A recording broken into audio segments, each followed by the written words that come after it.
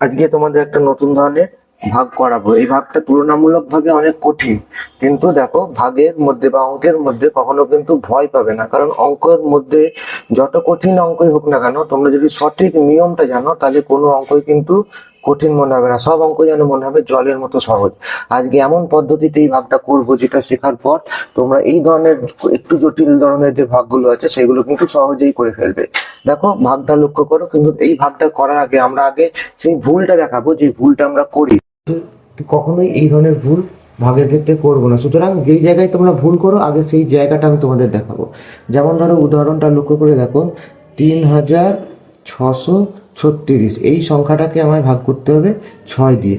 এক্ষেত্রে আমরা কি করি, আমরা প্রথমে মাঝখানে সেই সংখ্যাটা লিখি যেটাকে ভাগ করতে হবে। যেমন আমি লিখলাম 3636। এবার আমাদের এই সংখ্যাটাকে 6 দিয়ে ভাগ করতে হবে। আমরা কি করি, প্রথমে 36 সংখ্যার আগে পর্যন্ত বা 36 সংখ্যা পর্যন্ত 6-এর ঘরে নামটা পড়ি। চলো অঙ্কটা করা যাক। আমরা জানি 6×6 = 36, অর্থাৎ 6কে 6 দিয়ে গুণ করলে হয় 36, সেই জন্য এখানে লিখলাম 6 আর এখানে হবে 36। দেখো 36 থেকে 36 বাদ দিলে কি হবে, 0। তখন আমরা কি করি, পরের যে 3টা আছে এটাকে নিচে নামিয়ে দিই। এই পর্যন্ত অঙ্ক পুরো ঠিক আছে, কোনো ভুল নেই। যখন আমরা 3টাকে নামিয়ে দিই, এবার কি দেখি, দেখো এখানে 6 আছে, এখানে 3 আছে। 6কে 1 দিয়ে গুণ করলে হয় 6, 3-এর থেকে বড় সংখ্যা, সুতরাং আমরা ভাগ করতে পারি না।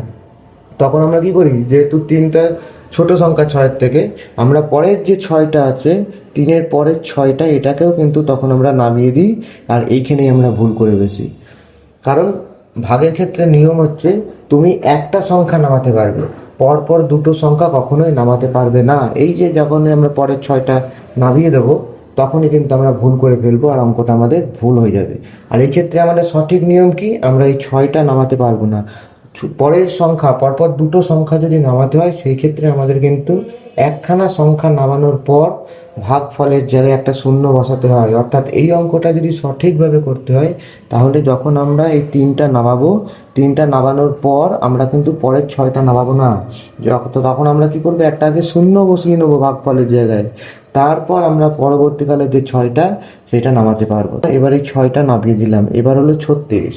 দেখো এবার 6-এর নামটা তুমি পড়তে পারবে, 6×6, অর্থাৎ 6কে 6 দিয়ে গুণ করলে হয় 36। এইখানের ভাগটা এবার ঠিক হলো।